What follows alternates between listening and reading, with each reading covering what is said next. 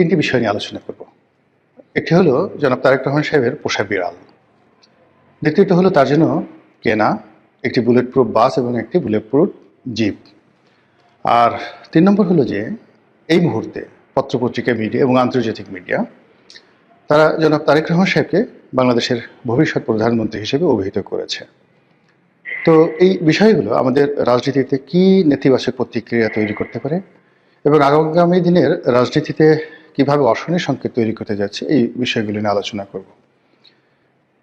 আলোচনার শুরুতে যে বিষয়টি বলা দরকার যে এটি কেন জরুরি, যে একটা বিড়াল, একটা বুলেট প্রুফ গাড়ি বা কেউ যদি কাউকে প্রধানমন্ত্রী হিসেবে বলে, এটি রাজনীতির জন্য কেন ক্ষতিকর হবে বা সমাজের জন্য কেন ক্ষতিকর হবে। প্রথমত কনক্লুশনটা দিয়ে নেই। যখন আপনার এই সমাজে অনেক বড় বড় গুরুত্বপূর্ণ সমস্যা থাকবে, সে সকল সমস্যা বাদ দিয়ে আমরা যখন ছোট ছোট সমস্যা নিয়ে নাচানাচি করব, যখন আপনার কাছে খুব মহামূল্যবান সামগ্রী থাকবে, সেই মহামূল্যবান সামগ্রী আপনি ডাস্টবিনে অর্থাৎ ভাগাড়ে ফেলে দিয়ে ভাগাড়ের ময়লাগুলো নিয়ে আপনি আনন্দ করবেন, উল্লাস করবেন এবং ময়লাকে আপনি ভালোবাসবেন, আবর্জনাকে আপনি ভালোবাসবেন, তখন সেটা কী ধরনের বিপর্যয় তৈরি করতে পারে সমাজে, সেটা ইতিহাসে লিখিত রয়েছে। আপনারা জানেন যে পৃথিবীতে অনেক কলহপ্রবণ জাতি ছিল, যারা মহাকালের পুরোটা সময় ধরে পরস্পরের সাথে কলহ বিবাদ করেছে। তারা বেশিরভাগ সময় অন্য জাতিগোষ্ঠীকে হিংসা করেছে এবং শত্রুতা সৃষ্টি করেছে সবার সঙ্গে। আর যখনই তারা সময় পেয়েছে নিজেরা দ্বন্দ্ব এবং সংঘাত করে হাজার হাজার বছর ধরে এই পৃথিবীতে বহু বিপর্যয় সৃষ্টি করেছে। এবং ক্ষেত্র বিশেষে এমনও হয়েছে যে মহান আল্লাহ রাব্বুল আলামিন বেশ কয়েকবার আসমানি গজব দ্বারা পুরো সেই জাতিটিকে ধ্বংস করে দিয়েছেন। এর মূল কারণ ছিল যে তারা বিতর্ক করত, তারা ঝগড়াঝাটি করত এবং অহেতুক যে বিষয়গুলো দরকার নেই সেই বিষয়গুলো নিয়ে তারা বারবার নিজেদের মধ্যে দ্বন্দ্ব, সংঘাত, মারামারি, কাটাকাটি, এমনকি যুদ্ধ বিগ্রহ পর্যন্ত করত। জাতিটির নাম বনি ইসরাইল। বনি ইসরাইল জাতি একটি বাছুর নিয়ে, মানে একটি গরুর মূর্তি, সেই গরুর মূর্তি নিয়ে কি পরিমাণ যুদ্ধ করেছে, 10 লাখ লোক পরস্পরের সাথে কিভাবে যুদ্ধ করেছে সেই কাহিনী পবিত্র কালামে পাকে বর্ণনা করা আছে। এর বাইরে যখন একটি জাতি নেতা নির্বাচন করতে বাধ্য হয় এবং সেই নেতা নির্বাচন করতে গিয়ে তারা ভুল করে, সেখানে তাদের জন্য যে কত দুর্ভোগ এবং দুর্দশা আছে সেটা আমরা পবিত্র কালামে পাকেও এর অসংখ্য উদাহরণ আমরা দেখতে পাই। ভিডিও বড় হয়ে যাবে, এজন্য সেই বিষয়ে আমি বললাম না। আমাদের এই সময়টিতে যা হচ্ছে সেটি হলো, জনাব তারেক রহমান সাহেব যখন লন্ডনে ছিলেন, তার কন্যা জাইমা রহমান একটি বিড়াল পুষতেন। কে বা কারা হঠাৎ করে সেই বিড়ালের সঙ্গে তারেক রহমান সাহেবের একটি ছবি দিয়ে সেই পোস্ট করে এবং নিঃসন্দেহে তারেক রহমান সাহেবের ঘনিষ্ঠজন যারা আছে তারা হয়তো নিতান্তই অল্প বুদ্ধির মানুষ, রাজনীতি বুঝেন না এবং মানুষের মনস্তাত্ত্বিক এবং বাঙালির মনস্তাত্ত্বিক বিষয়াদি সম্পর্কে একেবারে গবর গণেশ। এরকম গবর গণেশ কেউ প্রথম এই একটি বিড়ালের ছবি তারা ছাপিয়ে দেয়। তো বিড়ালের ছবি যখন ফেসবুকে প্রকাশিত হয়ে গেল, এরপর থেকে বারবার শুধু বিড়াল বিড়াল বিড়াল, বিড়াল খায় কি, বিড়ালের নাম কি, তারপর বিড়ালের বাড়ি কোথায়, কোন দেশ, বিড়ালের সাথে তারেক রহমানের সাথে সম্পর্ক কি, বিড়াল কি তারেক রহমান সাহেবের কথা মতো চলে না বিড়ালের কথা মতো তারেক রহমান সাহেব চলে, এইরকম বিতর্ক যখন থাকলো বা চলতে থাকলো, ঠিক সেই সময়টাতে জনাব তারেক রহমান সাহেব সেই নিজে বক্তব্য দিয়ে তিনি বললেন যে বিড়ালটির নাম জেবু, তার কন্যার বিড়াল, আমরা সবাই তাকে ভালোবাসি। এবং এটা যারা বিএনপির পক্ষে লোক তারা বললেন যে হায় হায়, এর সে মহৎ ব্যক্তি আর পৃথিবীতে হয় না, এরকম প্রাণী প্রেম এই পৃথিবীতে কয়জন মহানায়কের রয়েছে, দেশ নায়কের রয়েছে, আমাদের নেতা কেবল মানুষকে ভালোবাসেন না, তিনি পশুকেও ভালোবাসেন, ইত্যাদি নানা রকম কথা। আর যারা এটা নিয়ে ট্রল করছেন তারা কি যে ভাবছেন, কি যে বলছেন, এটা বিএনপির লোকজন এখনো বুঝতে পারেনি। আর যখন বুঝতে পারবে তখন কিন্তু সর্বনাশ হয়ে যাবে। তারা সেটাকে নিয়ে মূলত যেটি বোঝার চেষ্টা করানো হয়েছে সেটা আমি বলতে পারবো না এখানে, আমার বলাটা ঠিকও হবে না। এখন দুর্ভাগ্য হোক সৌভাগ্য হোক, সেই যে বিড়ালটি সেটি জনাব তারেক রহমান সাহেব বাংলাদেশে এনেছেন, তাকে আলাদা পাসপোর্ট করা হয়েছে, ভিসা করা হয়েছে এবং এটা নিয়ে তিনি বাংলাদেশে আসার আগে বহুবার ট্রল হয়েছে যে নেতার ভিসা হয়নি কিন্তু বিড়ালের ভিসা হয়েছে, নেতার পাসপোর্ট নেই বিড়ালের পাসপোর্ট আছে, ইত্যাদি নানা রকম কথাবার্তা। আবার তিনি যখন বাংলাদেশে এসে গেছেন, আসার পরে সেই বিড়ালকে কার্টুন বানিয়ে বিড়ালকে উপলক্ষ করে সোশ্যাল মিডিয়াতে যে সকল ট্রল হচ্ছে, এটি জিয়া পরিবারের জন্য নিঃসন্দেহে মারাত্মক বিপর্যয় সৃষ্টি করবে। এর কারণ হলো কোনো একটি মানুষকে আপনি যদি ছোট করতে চান, মানে কোনো একটি সম্মানিত ব্যক্তিকে যদি অসম্মান করতে চান, তাহলে যে কোনোভাবে হোক না কেন তাকে তুলনামূলকভাবে ইতর শ্রেণীর প্রাণী তাদের সঙ্গে আপনি তুলনা করলেই হয়ে যাবে, বা তাদের সঙ্গে এক টেবিলে বসিয়ে দিলেই হয়ে যাবে। যেমন নরেন্দ্র মোদীকে গরুর চোনা, গরুর মুদ, গোমূত্র এবং গরু ভক্ত, গরুর পুত্র, এই ধরনের কথাবার্তা বলে তাকে হেয় করতে করতে এমন একটা জায়গায় নিয়ে আসা হয়েছিল। ফলে বিজেপি কিন্তু এখন সেই গোমূত্র প্রকল্প, গোবর প্রকল্প, গরু প্রকল্প, এই সকল প্রকল্প থেকে তারা কিন্তু সরে এসেছে। এরপর অতিমানব হওয়ার জন্য নরেন্দ্র মোদী লম্বা দাড়ি রাখলেন, যোগব্যায়াম শুরু করলেন এবং সমুদ্রের নিচে তিনি ধ্যান করছেন, তারপরে প্যারাট্রুপার হওয়ার চেষ্টা করছেন, মহাশূন্যে উঠছেন। এই সকল জিনিস নিয়েও মারাত্মক ট্রল হলো এবং সেক্ষেত্রে নরেন্দ্র মোদীর যে ইমেজ ছিল সেই ইমেজটা নামতে থাকলো এবং সেখান থেকেও কিন্তু বিজেপির যারা লোকজন আছে তারা নরেন্দ্র মোদীকে নিবৃত্ত করে আজকের এই জায়গাতে তারা আবার নিয়ে আসার চেষ্টা করছেন, যদিও তারা এখনো সফল হননি। নরেন্দ্র মোদী নিজের অনেক যাকে বলা হয় সততা দেখাতে গিয়ে কতগুলো কথা বলেছে, যেমন তিনি চা বিক্রেতার ছেলে, পার্টির জন্য তার স্ত্রীকে ত্যাগ করেছেন, ইত্যাদি ইত্যাদি নানা রকম কথাবার্তা জানিয়ে সমাজ মারাত্মক ট্রল করেছে যে একজন চা বিক্রেতার পক্ষে আসলে দেশ চালানো সম্ভব নয়, এ ছোট লোক, এর কোনো কিছু নেই, এর মন মানসিকতা ছোট, এই এত বড় রাজভাণ্ডার চালাবে কি করে। আমি জাস্ট এই উদাহরণটা দিলাম।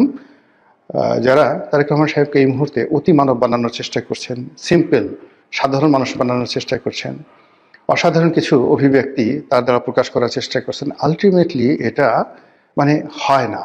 রাজা রাজার মতোই থাকতে হয়। আপনি দেখুন, কত হাজার বছর আগে রাজার জন্য একটা সিংহাসন বানানো হতো, একটা রাজমুকুট তৈরি করা হতো, বিশেষ পোশাক তার জন্য বানানো হতো।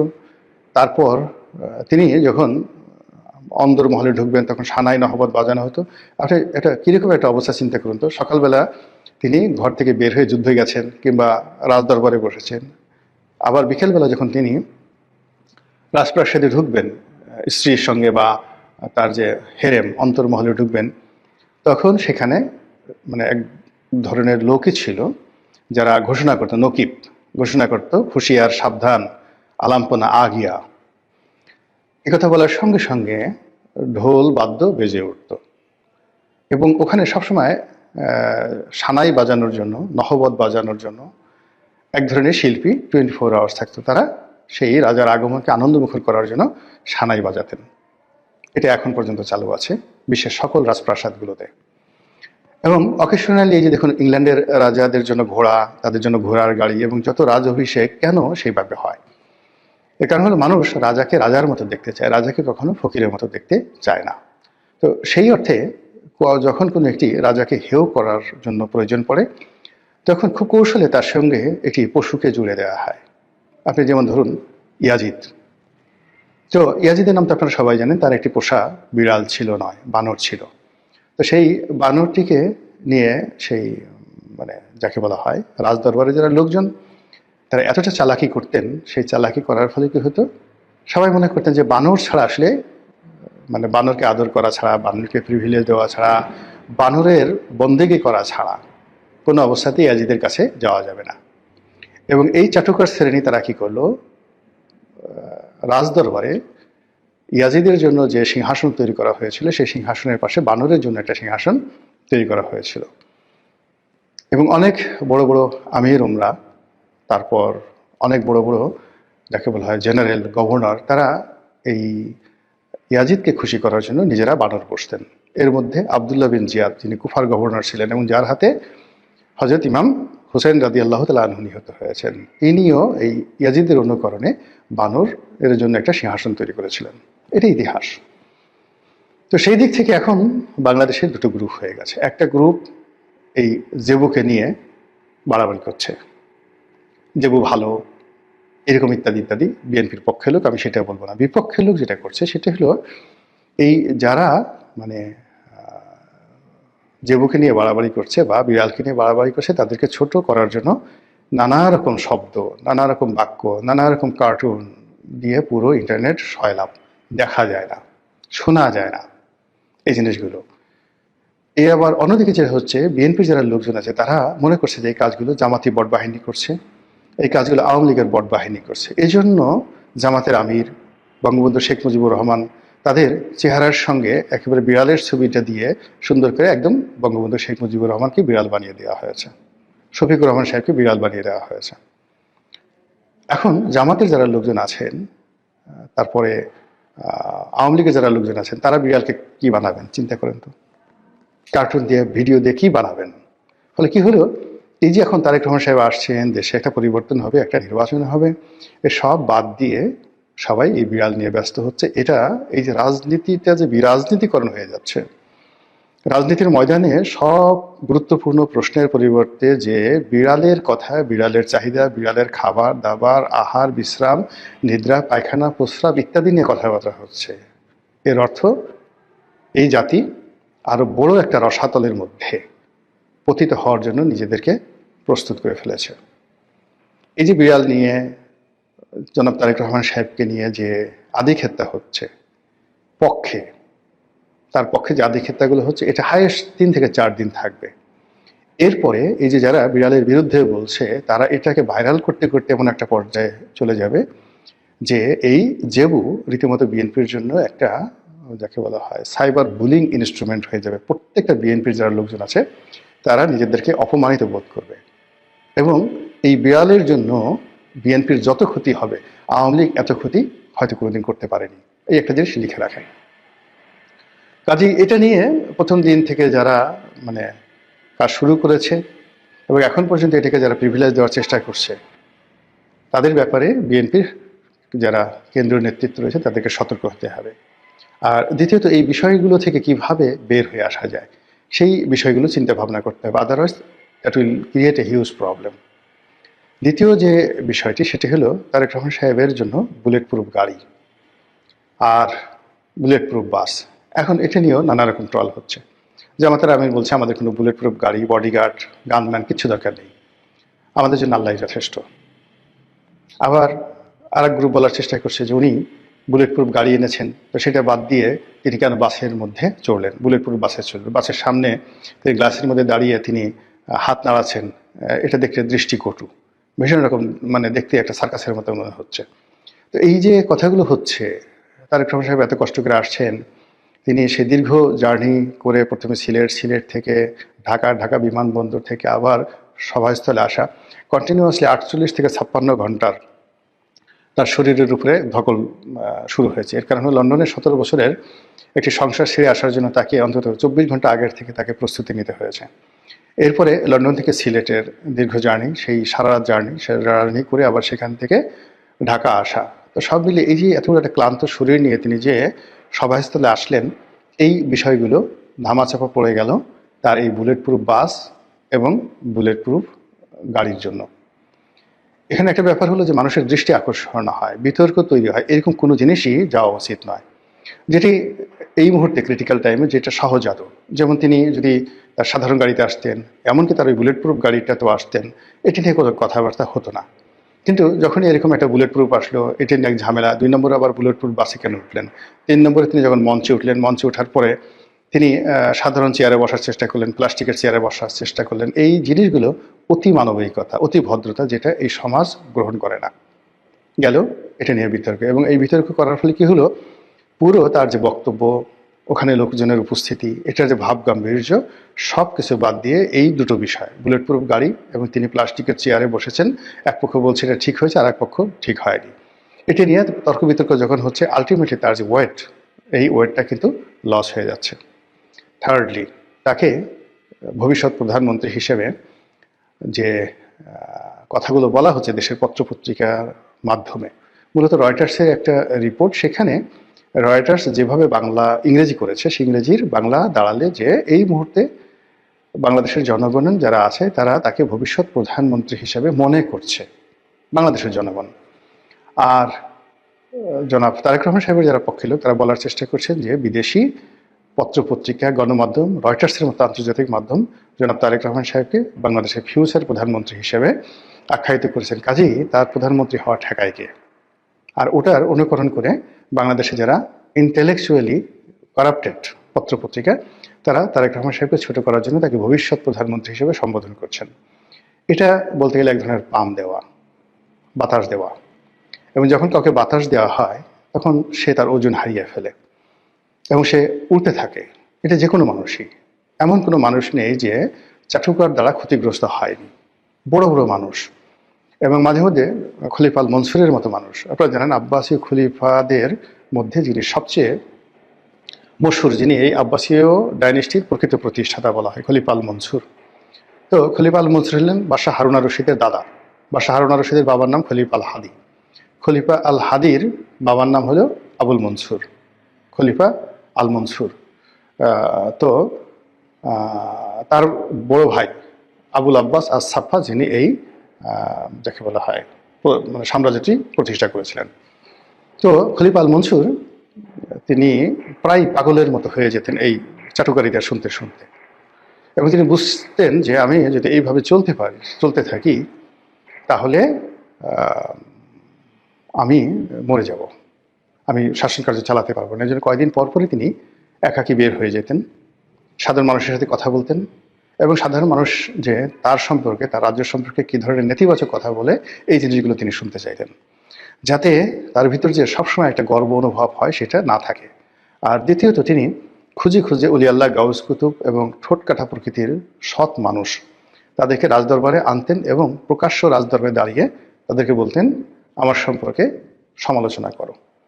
এবং খলিফা আল মনসুরকে তার প্রকাশ্য রাজদরবারে কিভাবে যে মানে উলঙ্গ করে দেওয়া হতো। একজন বলতো যে আপনি হচ্ছেন সবচেয়ে বড় শয়তান, আপনি নিজে শয়তানি করেন, ভণ্ডামি করেন, আর আশেপাশে চারিদিকে সব শয়তানগুলো আপনি দাঁড় করিয়ে রেখেছেন।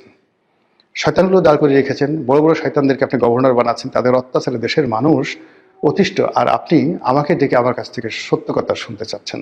ফাজলামের একটা লিমিট আছে। কে কথা বলেছিল এটা? ওয়াসিল ইবনে আতা। খলিফা আল মনসুরের রাজদরবারে ওয়াসিল ইবনে আতা রহমতুল্লাহ আলাইহে এই কথা বলেছিলেন, খোঁজ নিয়ে দেখেন। তারপরে মানে ওয়াসকুরুনি, হজরত ওয়াসকুরুনি রাদিয়াল্লাহু তাআলা আনহু, তিনি খলিফা, যাকে বলা হয় খলিফা না ঠিক, তিনি বাদশাহ জাহাঙ্গীরের দরবারে উপস্থিত হয়ে কীভাবে তিনি সত্য কথা বলতেন। তো সেই অর্থে রাজনীতিবিদ যারা আছেন তাদের জন্য সবচেয়ে বড় বিপদ এবং বিপত্তির কারণ হলো চাটুকারিতা। এবং এই যে চাটুকারিতার আর একটা অসাধারণ উদাহরণ আছে, যে বই থেকে আমি এটা পড়েছি, সেটা হলো the glimpses of world history by Jawaharlal Nehru. তিনি এই কাহিনীটি বর্ণনা করেছেন। সেই কাহিনীটি হলো যে উত্তর ভারত বা আর্যাবর্তের যে সম্রাট, যাকে বলা হয় দ্য কিং অফ থানেশ্বর, সেই কিং অফ থানেশ্বর হর্ষবর্ধন। হর্ষবর্ধনের সভাকবি ছিলেন বাণভট্ট। বাণভট্ট সে বিখ্যাত হর্ষচরিত এখনও ইতিহাসের একটা বিরাট উপাখ্যান, এবং এটা কিন্তু অনেক আগের, মানে আল্লাহ রাসূল সাল্লাল্লাহু আলাইহি ওয়াসাল্লাম যখন রাজত্ব করতেন মদিনাতে, ঠিক সেই সময়ে এই ভারতবর্ষের কাহিনী।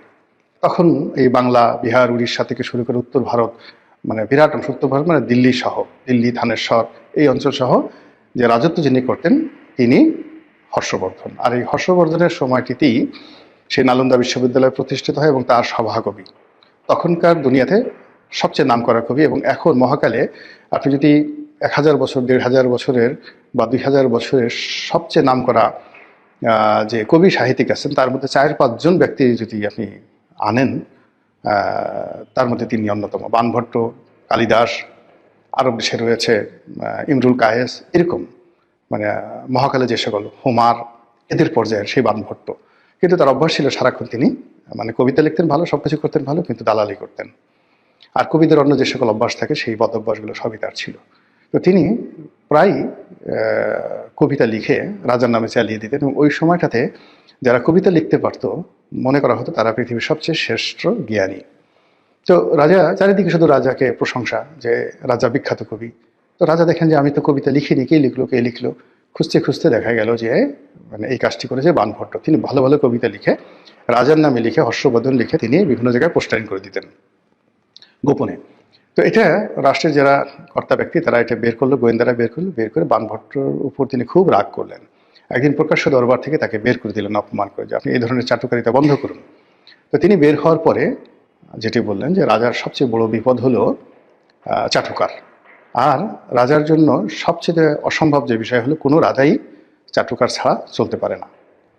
তো এই যে হর্ষবর্ধনের এই বিখ্যাত কথা আজ থেকে 1400 বছর আগে তিনি বলেছেন এবং সেটা লিখিত আছে, সেই বিষয়গুলো যদি জনাব তারেক রহমান সাহেব খোঁজ নেন এবং তার আশেপাশে যারা চাটুকার রয়েছে তাদের ব্যাপারে তিনি সতর্ক হন, আশা করি তার রাজনৈতিক জীবন তুলনামূলকভাবে ভালো হবে।